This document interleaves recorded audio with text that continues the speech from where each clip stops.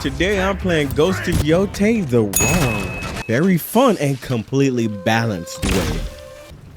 I'm sorry it came to this, little wolf. Making the hardest difficulty look like I'm fighting a bunch of children. I see only children. The most ungodly samurai you've ever seen. Forget using my family sword. All I needed was this bow and this charm to completely break the game. The best part is you could get this bow from the first area. Since we're playing the game wrong anyways, I turned on the lo-fi mode because if I'm gonna be killing a bunch of people in this game the wrong way, I might as well do it to some hip-hop lo-fi They'll beats. shoot you between those pretty eyes before you draw your sword. Make an example. Where's that Matsumae? And since we're doing everything the wrong way, I might as well go on shorts and actively scroll past every single "this is the best way to get overpowered weapons and gear in Ghost of Yotei" videos, because who cares about being overpowered in an unfun way? I like a little danger mixed in with my OP. But before I could play, there was one big problem. The Luma cost $2,000, and I Okay, Mrs. Puff, what's my final score? 6. Woo! And how many do I need to pass? had 300. Life has not been kind to you, has it, little wolf? So I did what any reasonable person would do. I skipped any small side quests and or fighting the open world bandits, and I grabbed bounties and went collecting. Oh, bro, Dootie, I thought you said you weren't gonna use swords. Yes, I know, but apparently, as we'll come to learn, very few people are just immune to fun. And in order for me to get to the fun, I gotta bash my head against the wall against these bosses, because I made the decision to fight bosses instead of mobs, and now I'm dealing with the consequences of my actions. So, shut up. Anyways, 2 hours later, I finally beat enough bounties to get my beloved bow. And the real fucking begin. But as luck would have it, that's not all. I walked into the second part that made this game and my life so much easier. Walk with me for a second. While deciding which boss I wanted to face, I knew I didn't want to fight the first one because that one was too obvious. I also didn't want to fight the last one because same reason, too obvious. So it was between 2 and 3, and I decided on going with the Kitsune because 1, he was the furthest away. 2, I assumed since he was a ninja, I assumed he would give me cool outfits, which he did, and poison for my bow. So I skipped wandering around the close main areas and made a beeline straight to the first area of the map to find the Kitsune. That's when I landed on a new island, and my stomach started grumbling because I forgot to eat. Due to being so locked in on those bosses, I went and got me a little snack. So as I went to get me a snack, I sat down at the little area to hear a story. When I got back, I realized I had gained a quest to search some mountains nearby. So I decided, since I was eating anyway, why not go and take care of this quest? So on this quest, I met a barefoot man in these snowy mountains. Like I said, bad Kamui have no reason to attack me. Got chased by a cuddly bear in those same mountains. Found a tree in those same mountains Okikurumi's arrow. that gave me a bow. Killed the bear with that bow and got this charm. The charm of true aim. Now, if you look closely, you'll see something special. It gives your bow built-in aimbot, and it gets stronger the more enemies you kill with it. So not only did I have a bow that one-hit people, but now my arrows have become heat-seeking, and I don't even have to aim anymore. And the best thing about all this is that besides just the hours I spent on bosses, it took me like 10 minutes to get the bow and the charm. But we're getting ahead of ourselves. Let's go back and get some context for a second. There's something I've been meaning to tell you. Yes, I played the entire game on lethal. As we know, Atsu's job is to hunt down the Yotei 6 because they slaughtered the family. Cool? We're going through everything, right? Everybody's cool up to this point. So basically, I'm at the beginning. Given I needed poison, I went to face the Kitsune. Without doing a single other mission, I managed to make it to the big boss man using my hard-earned bow. That's why I ran into my first problem. For some godforsaken reason, everyone can get hit by bows in this game, but the bosses, who instead swipe away every arrow like it's a fucking mosquito. like they're Neo in the Matrix. So I was forced to use my sword. There lies another problem. I never went and gathered materials, so my sword was severely underleveled for what I assumed was the second to last boss fight. Watch that tree burn.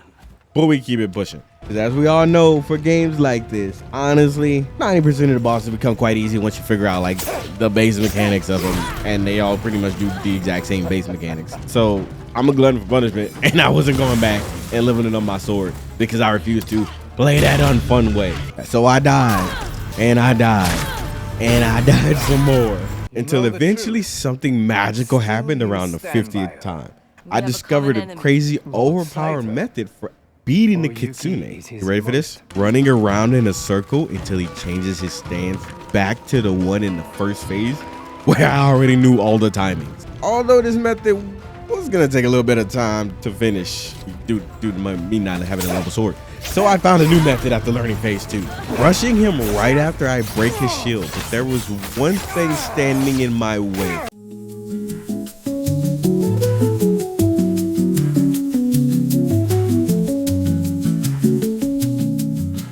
the game refuses to let you kill the damn boss until he's ready to fight again and switches stances.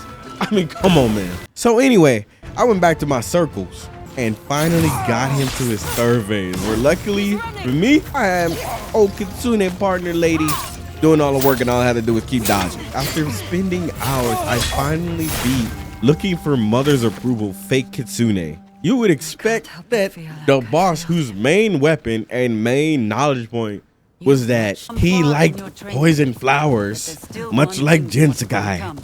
Dojin's toxin, there's no physical tool to counter it. You think he would drop a weapon that was poison, a dart or something that would help me get poison like flowers and stuff like that? But no, he gave me this damn mask, which I quickly removed and forgot all about it. I'm so glad he got cut down, never earning his mommy's approval. Now?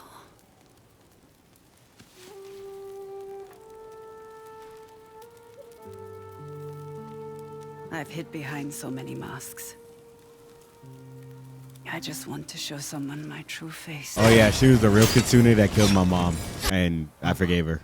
After being disappointed by not acquiring poison, I decided to just max out my bow, which led me to the Oni, because in order to level my bow higher, I needed Oni mask. So I went and did a couple missions, got the required amount of masks, upgraded my bow, and became aimbotting and forgetting I have a sword. At least until I had boss fights, because you know, speaking of boss fights, boy, let me tell you, easily one of the cheesiest boss fights I've ever done is coming up later in this video, and I got something to say about it. But back to this Oni for a second. While flying through these missions, I was met with my second surprise. Apparently my brother's still alive. But he's a nice guy, you know, and he's not out for vengeance or anything with a bow like me. He also spends the whole game judging me from not moving on from watching our parents get slaughtered and hanged in front of us because we led the main evil guy to our house. Our house, which apparently was secret, but it was on a huge hill in the middle of a field that was like super easy to see. So I'm not gonna lie, the Oni felt the entire time like this was just like the Oni was literally just a side story. Like a mini boss character, just so y'all can like get to know the relationship between brother and sister better. Is that sake?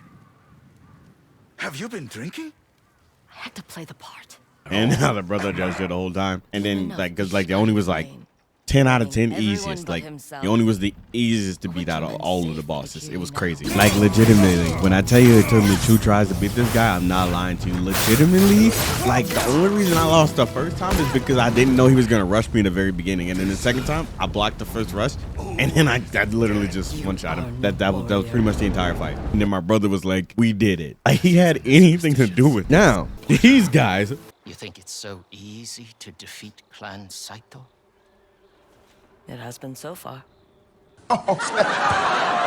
Boy, was I wrong. Getting to them was actually super easy. I just kind of walked there and I started beating him up, which was even easier because I one-shot him with exploding arrows. Oh yeah, I forgot to mention, when you fully level your bow, you get the explosive arrows.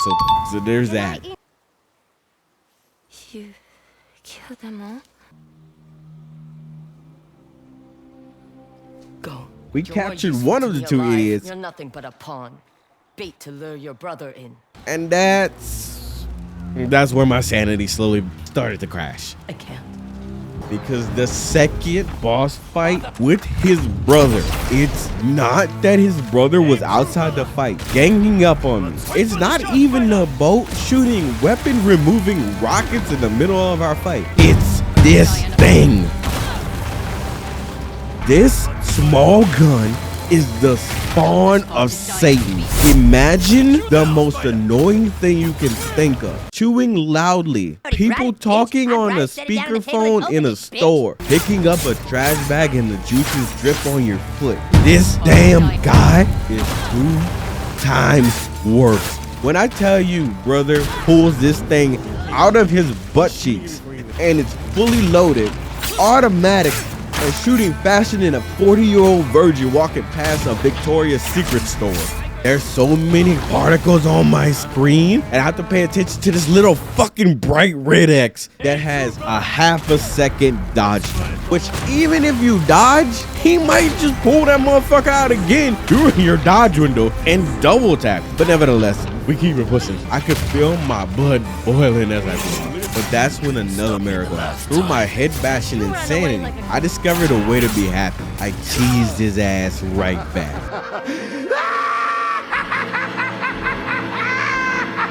I learned that if I just hold the W key and just keep walking at him menacingly, he did almost nothing. His moveset became so limited, the brother never attacked, and he never had time to pull out the Colt from Supernatural. I had that man locked in the corner like a professional boxer. After beating this guy, and abandoning my family, Let it go, sister.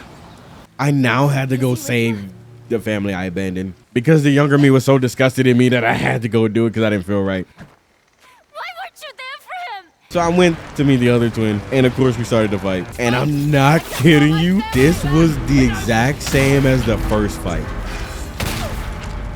I wanted so bad to lower the difficulty at this moment because I didn't want to deal with it for another 5 hours. But I went to get something to eat. I felt a little better, felt like I could handle him. Lord have mercy, he was just as cheesy. He was just as cheesy as his brother, but faster.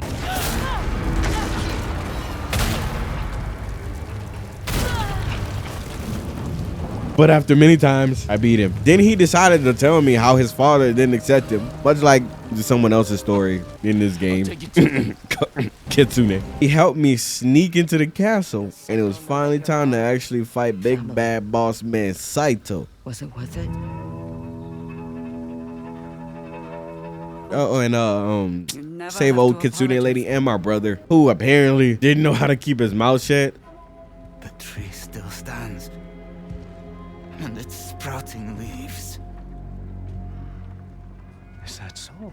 I go in, I save both of their lives like I do. We fight our way out as we did after learning that Saito is going back home where Kiku is. We rushed back there and surprisingly Saito just wanted to run the ones with me. Saito, please.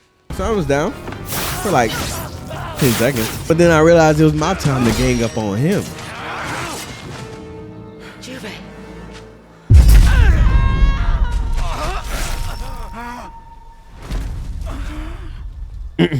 Never mind.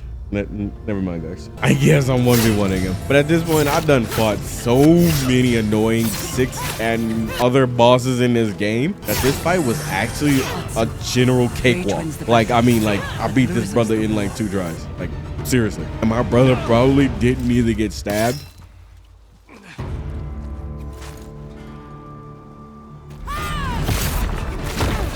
But you know, it is what it is.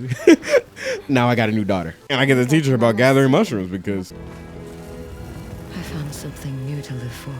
I'm no longer the Yotei, and that's how you play Ghost of Yotei the wrong but fun way. If you enjoyed this video, leave a like, comment, share, subscribe, all that good stuff, and I'll see you in the next video about KCD 2. Peace and love y'all.